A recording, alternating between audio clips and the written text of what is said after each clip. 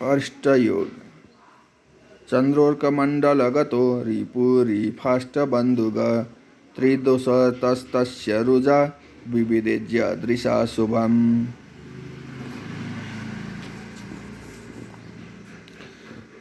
चंद्र अरिष्ट चंद्रोरिफषडष्टबुद्युनगतो दृष्टो शुभैर्नो शुभै सोरेष्टं विदधाति मृत्युमथवा भौम्यक्षणादग्निभिः शस्त्राद्वा शनिराहुकेतुभिररे भीतिं रुजं वायुजां दारिद्र्यं रविणा शुभं शुभदृशे ज्यालोकनादिदिशेत्।